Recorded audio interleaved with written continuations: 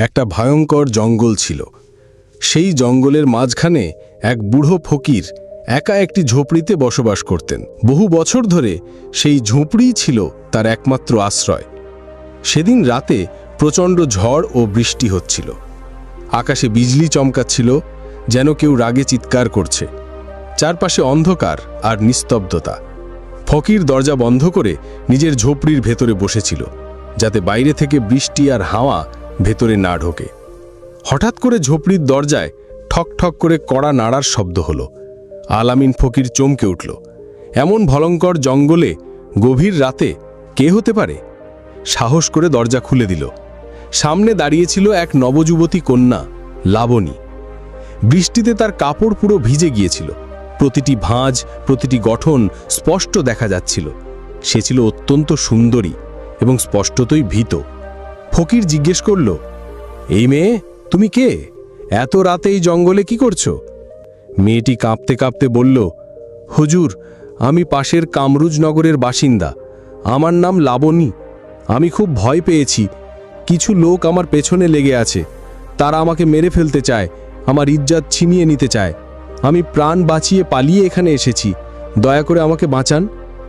আলামিন ফকির তাকে ভেতরে ডাকল, তার জন্য চট বিছালো এবং একটি মোমবাতি জ্বালালো।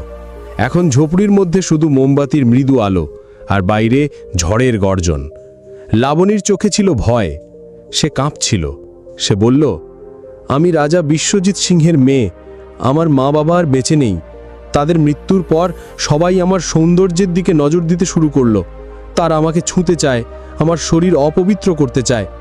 ফকির তার কথা চুপচাপ শুনছিল। মনে হচ্ছিল মেয়েটি কিছু লুকোচ্ছে।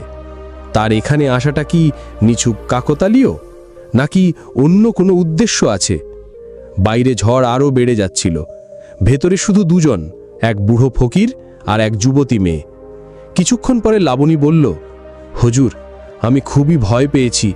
আপনি কি আজ রাতে এখানে থাকতে দেবেন? আলামিন তার দিকে তাকালো। তার চোখে ছিল নিষ্পাপ ভয়। তিনি বললেন, হ্যাঁ মা, তুমি এখানেই থাকো। এই ঝোপড়ি তোমারও আশ্রয়।